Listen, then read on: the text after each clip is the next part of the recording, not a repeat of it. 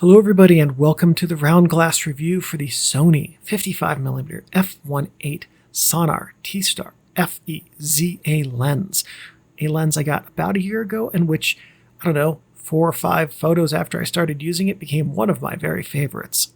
This lens was made by Carl Zeiss, at least the optics were. What I couldn't find out is if Zeiss also makes the housing or if that's made by Sony and then the optics are put into it. I suspect the latter, but have zero good reason to suspect that. Anyway, the lens's name has a lot of different parts into it, so let's take those apart and see what all of it means. Sonnar is the lens design type. Sonnars were developed by Zeiss decades ago and have been around in a lot of different forms over the years. This is a very nice one. FE means Sony mount for both full frame and APS-C. T-Star indicates the use of Zeiss T-Star optical coatings, and ZA means that this lens is made by Zeiss. In addition, this lens, as we'll see in the diagram, has 3 aspherical elements, internal focusing, and a linear autofocus motor. Originally announced in 2013, insofar as I could tell as of the beginning of 2023, this lens is still in production. Typical lens uses include general photography and close-up action with this lens's fast aperture. I also used this a lot for street photography and did like those results. Now, for those of you who have an important appointment or other engagement to get to right away, I'll give you the quick review right now.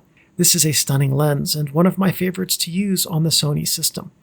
If you want to go the route of this as your primary standard lens, good choice. This lens will deliver pretty much everything you want it to very well. Regurgitating a bunch of stuff that I found on Sony's website, the focal length and AOV are 55mm and 42.9 degrees on full frame, which is roughly 82.5mm and approximately 24 degrees on APS-C. The aperture range is 1.8 through 22. The element and group count are 7 and 5. Design type is Sonnar. Filter size is 49mm. The closest focus is 0.5 meters. For those of us in the US, that's approximately the diameter of one washing machine tub door.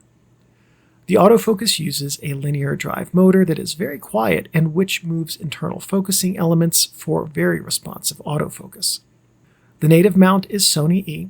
The dimensions are 64 by 71mm, and the weight is a fairly light 281 grams. Now, I'm only going to have 2 of these because it's a 55mm lens. There's not really a whole lot of groundbreaking stuff to say. But the first tip is that basically what I would say for all 50mm class lenses, this is a good generalist lens that can really shine in some situations. Portraits work well, especially when your subject is close. Street and product photography also work well, though the relatively limited closest focus point means that small objects may not be large enough on your sensor for quality product photography to work. There are no subjects I would say to strongly avoid with this lens, but some specialist uses it simply won't be able to address. That's things like architectural interiors or deep sky imaging, or macros for that matter. Also, in very, very low light where something faster than f1.8 is needed to keep your ISO at a reasonable setting, this lens is not going to cut muster. This lens has 3 aspherical elements that work to correct spherical aberrations. The large element in the middle appears to be the focusing element, but I couldn't ascertain that for certain. That's just my best guess based on the number of these diagrams that I've, redrawn and how many lenses I've reviewed at this point. I also could not find a diagram for this lens that provided the aperture location, and I didn't want to guess at where it was placed. Breathing is noticeable, but not terrible. If you shoot at closer focus over a shorter focus range, breathing ought to be manageable except for high-end videographers. The aperture is stepped in 3rd steps and controlled on camera. The front element is stationary and non-rotating. The focus ring is stationary, wide, and easy to rotate if you're manually focusing. And the AF effect for your on-camera audio is probably going to be completely minimal to non-existent because this lens's autofocus motor is nearly silent, which is to say that at least I can't hear it when I record with on-camera audio, and I also can't hear it when I have the camera just up to my ear and focus. Sharpness is stunning. This is one of my go-to lenses because it renders subjects at any distance and at all the most usable apertures in sharp detail. Build quality is very good with a solid metal housing and exceptional flange stability.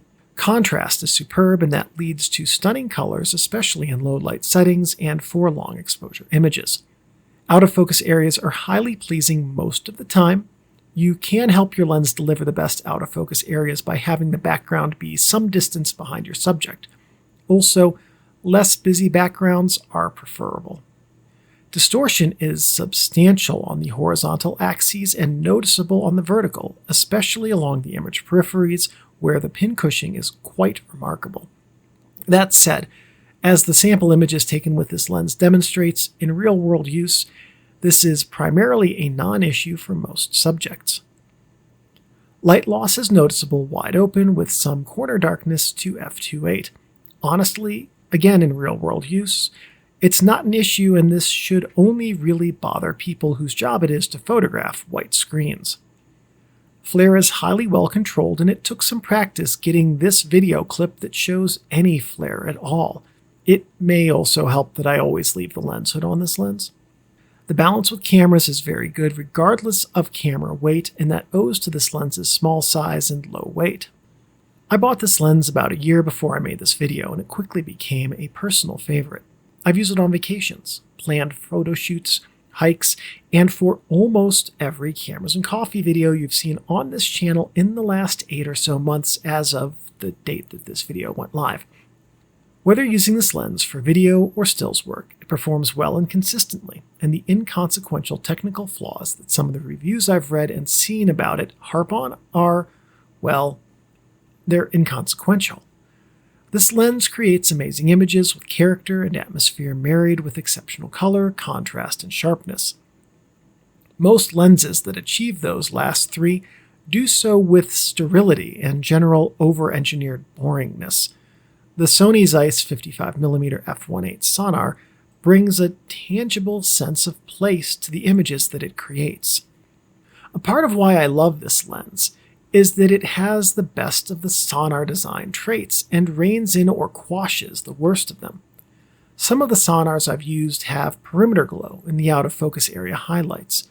Others have exceptional softness and significant light loss at the peripheries. In those cases, those flaws detract from the image. What separates a lens's performance as a quality or a flaw is simply this. If the aspect of the lens that we're discussing generally improves image character, it's a quality.